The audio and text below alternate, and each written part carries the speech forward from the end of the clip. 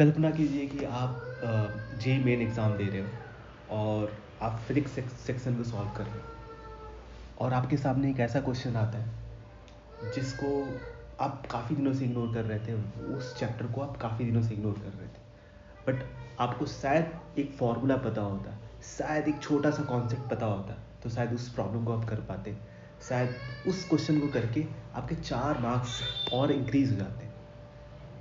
So yes, आज मैं उसके बारे में बात करूँगा। ऐसे टॉपिक्स, ऐसे चैप्टर्स जो बेसिकली बहुत लोग इग्नोर करते हैं। बहुत सारे ऐसे स्टूडेंट्स होते हैं, ऐसे एस्पिरेंट्स होते हैं जिन्हें लगता है कि वहाँ से क्वेश्चंस नहीं आने वाला, या फिर उन्हें लगता है कि ये बहुत डिफ़िकल्ट है या बहुत ज़्यादा टू बेसिक्स। ओके, तो उसको इग्नोर कर देते हैं। We are going to dive into those chapters. तो आज मैं आपको बताऊंगा कि वो कौन से चैप्टर्स हैं, या वो कौन से टॉपिक्स है, उस चैप्टर में भी कौन सा टॉपिक है जो आप अगर पढ़ के जाते हो, आप सिर्फ रिवीजन करके जाते हो, आपको बेसिक कॉन्सेप्ट आपको पता है, then you can solve that problem. Okay, so basically आज का जो टॉपिक है that is the dark horse chapters. ऐसे चैप्टर्स जिसको आप काफ़ी दिनों से इग्नोर कर रहे थे, बट वहाँ से क्वेश्चन आने के चांसेस बहुत ज़्यादा है। मतलब क्वेश्चन तो वहाँ से आएगा, बट अगर आपको कॉन्सेप्ट पता है, अगर आपको फॉर्मूले पता है, okay, then you can easily solve that problem। Okay, तो दैट इज द फिलॉसफी। तो बेसिकली फिलॉसफी क्या है कि बहुत सारे एस्पिरेंट्स ऐसे पॉपुलर एंड हार्ड चैप्टर्स को सॉल्व करते हैं, but we are not going to do that, we are going to do the opposite one. Okay, हम ऐसे क्वेश्चंस को सॉल्व करेंगे या फिर ऐसे क्वेश्चंस को रिवीजन करके जाएंगे जो लेस क्राउडेड है। ओके, जहाँ से आपके नंबर बूस्ट हो सकते हैं।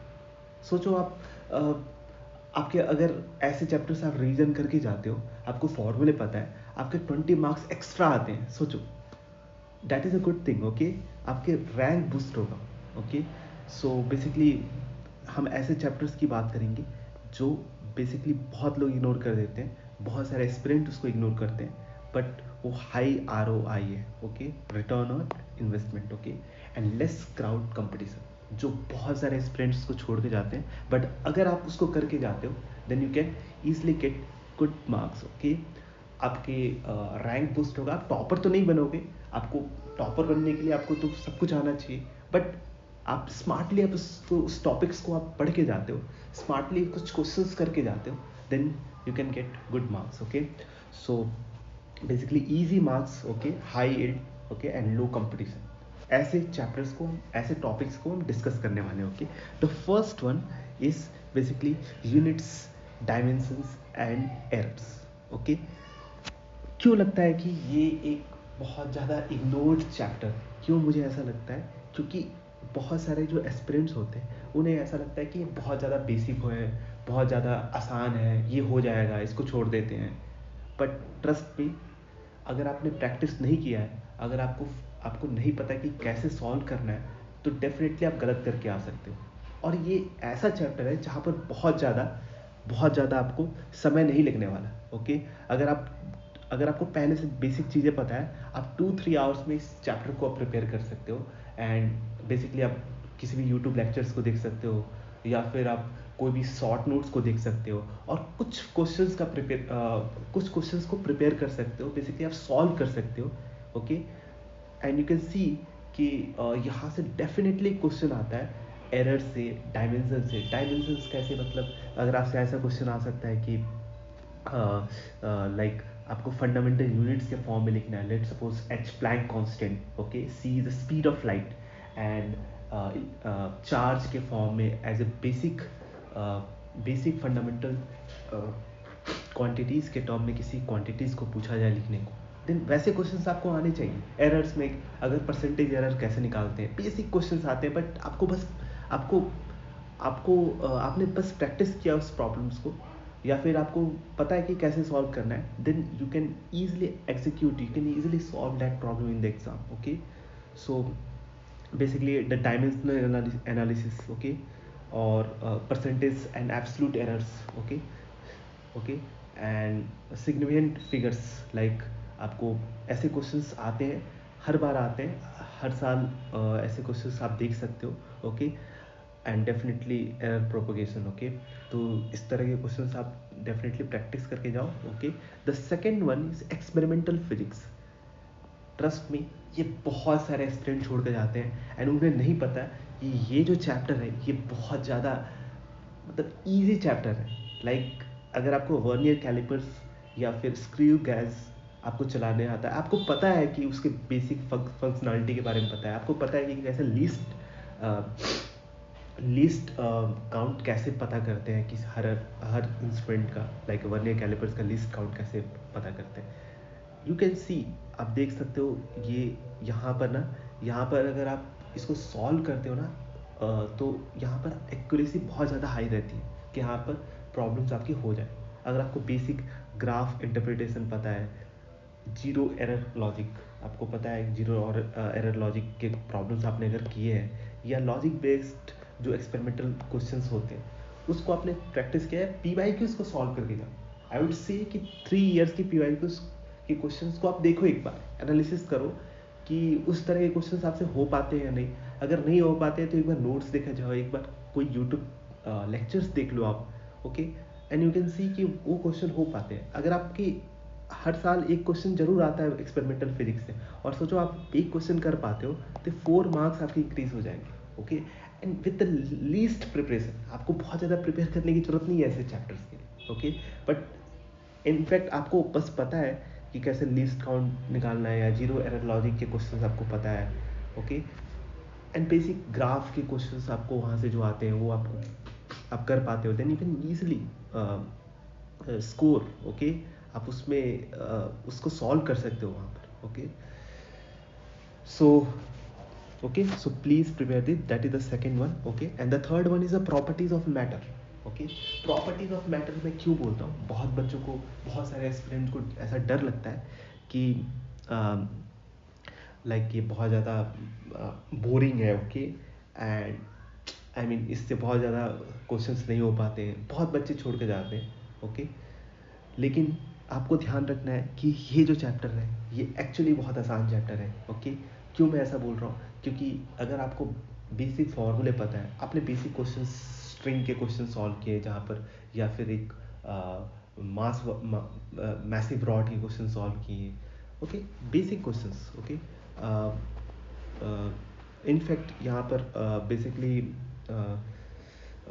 जो फ्लूइड पार्ट है, जो सॉलिड पार्ट है, उसको आपने वहाँ पर जो विस्कोसिटी के जो क्वेश्चंस होते हैं, बेसिक क्वेश्चंस आपको पता है कि अगर आपने सिंपल रिवीजन किया है आप कर सकते हो। Bernoulli's principle, okay, fluid mechanics का जो पार्ट है। ओके, सरफेस टेंशन में जो क्वेश्चन आते हैं कि एक ड्रॉप है, ये बिग ड्रॉप है, छोटे छोटे ड्रॉप्स में ऐसे कन्वर्ट हो गया, कितना वर्क डन करना पड़ा, सरफेस टेंशन दिया हुआ, इस तरह के क्वेश्चंस, बेसिक क्वेश्चंस आप देखोगे ना, आप एक बार PYQs को आप एक बार देखो ध्यान से, आपको पता चलेगा कि इस तरह के क्वेश्चन बहुत बार रिपीट किया उसने। लाइक ऐसा लगता है कि उन्होंने पैराफ्रेज करके उस क्वेश्चन को दे दिया। ओके, तो प्लीज़ ऐसे क्वेश्चन को छोड़ना नहीं है, आप बिल्कुल कर सकते हो। आपने अगर आपको पता है फॉर्मूला, आपको पता है कैसे सॉल्व करना है, ये चैप्टर्स में ये जो टॉपिक्स हैं please solve it. Basic questions होते हैं एंड आप देख सकते हो 1 से 2 क्वेश्चंस यहाँ से आते हैं। आपको फॉर्मूला एंड बेसिक कॉन्सेप्ट आपको पता है, then you can easily score. आप सोचो आपके 2 क्वेश्चंस यहाँ से आते हैं, अगर आप 2 क्वेश्चंस या फिर 3 क्वेश्चंस भी आ सकते हैं, आया हुआ है। ओके, तो अगर 3 क्वेश्चंस आते हैं तो आपके लाइक 12 मार्क्स अगर आपके यहाँ से आ जाते हैं तो बहुत बड़ी बात है। ओके, बहुत बड़ी बात है। तो प्लीज़ इसको इग्नोर नहीं करना है, you have to read this chapter. Okay, you have to practise this chapter, और बहुत ज़्यादा समय नहीं लगेगा। अगर आपको बेसिक चीज़ें पता है तो अभी भी समय है आपके पास, you can revise this chapter and definitely you can excel. Okay, now the next one is the thermal properties of matter. Thermal properties of matter. Okay, why, मतलब क्यों, क्योंकि ट्रस्ट में आप अगर अपने दोस्तों से पूछोगे, आपने किसी भी दोस्त से पूछोगे, तो उसको उसने जरूर ये टॉपिक छोड़ा होगा, या फिर I have interacted with lot of students. Okay, and I have seen कि उन्होंने ये चैप्टर जरूर छोड़ा। उन्हें लगता है कि ये क्वेश्चन बहुत अजीब, यहाँ से क्वेश्चंस नहीं हो पाते हैं। ओके, उन्हें but trust me, how can I make you believe that यहाँ से जो क्वेश्चंस आते हैं वो बहुत ज़्यादा आसान आते हैं। जैसे अगर आपको पता है कि ये रॉड है, यहाँ से जंक्शन पर क्या टेम्परेचर होगा, ऐसे क्वेश्चंस यहाँ से आते हैं। लाइक अगर ये रॉड है और एक दूसरा रॉड है, इसकी थर्मल कंडक्टिविटी दी हुई है K1 एंड K2, देन यहाँ पर जंक्शन पर टेम्परेचर क्या होगा, इस तरह के क्वेश्चंस आते हैं। ट्रस्ट मी, बहुत ज़्यादा बेसिक क्वेश्चंस आते हैं। अगर आपने सिर्फ 20 क्वेश्चंस आपने इस चैप्टर से प्रिपेयर कर लिए of all kind, then you can easily score, you can easily solve the questions जो आने वाले हैं एग्जाम में। ओके, अगर आपने सिर्फ 20 क्वेश्चन सॉल्व किए हैं of different kind, okay, not the same kind.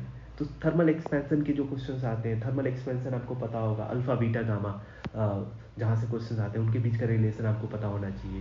Okay, basic question, calorimetry, heat balance, okay, heat transfer, conduction, radiation ये क्वेश्चन कितना ज़्यादा आसान है।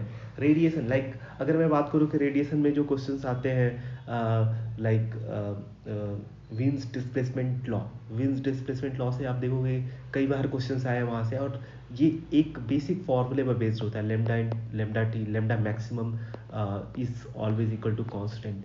इस तरह के जो क्वेश्चंस हैं आपको छोड़ना नहीं है। मतलब यहाँ से अगर आपने छोड़ दिया तो आप उस क्राउड के हिस्सा बन सकते हो जिन्होंने, बहुत सारे लोगों ने इस चैप्टर को छोड़ा है। ओके, तो आपको उस क्राउड का हिस्सा नहीं बनना है, आपको अलग से इस चैप्टर को बेसिकली मास्टर करना है। Okay, and so I would say कि डिफ़िकल्टी लेवल बहुत लो होता है इस चैप्टर का। ओके, और एक क्वेश्चन डेफिनेटली यहाँ से आता है, 2 क्वेश्चंस भी आए हुए हैं। ओके, सो प्लीज़ आप इसको जरूर प्रिपेयर करके जाओगे आप। Okay, the fifth one is kinetic theory of gases.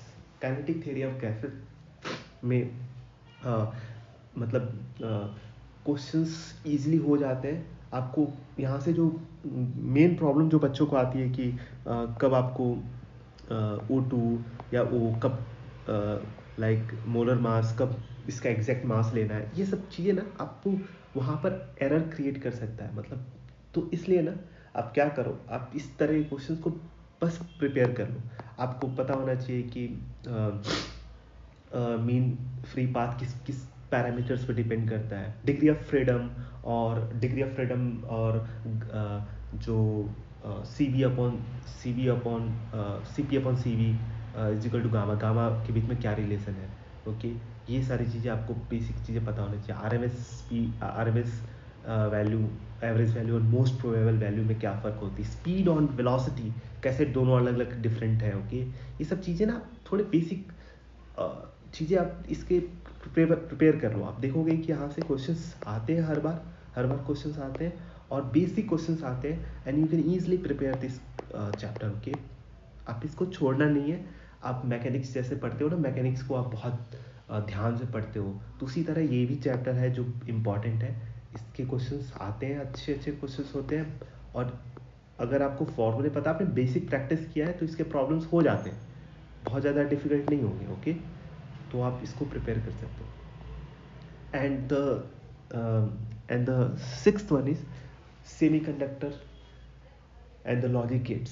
Semiconductor and logic gates, मैं क्यों बोल रहा हूँ कि ये बहुत बच्चे को लगता है कि ये बहुत बेसिक है, हो जाएगा, या फिर मैं बाद में कर लूँगा। ओके, बट प्लीज़ ऐसा मत करो। आप देखोगे कि जो क्वेश्चंस आए हुए हैं, इसके जो क्वेश्चंस आए हुए हैं पास्ट ईयर पेपर्स में,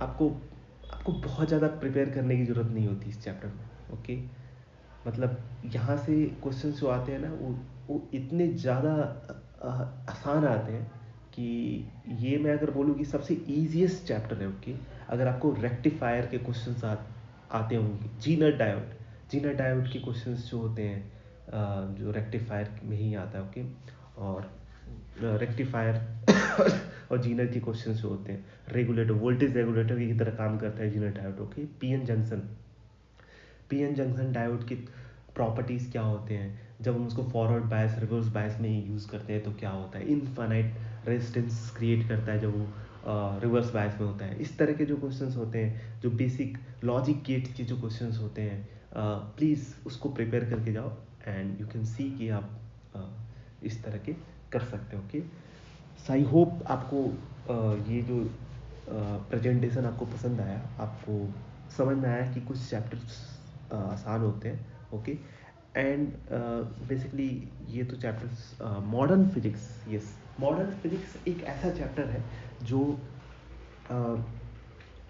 जहाँ से क्वेश्चंस आते हैं और आपको बेसिक फॉर्मूले पता होना चाहिए, ओके।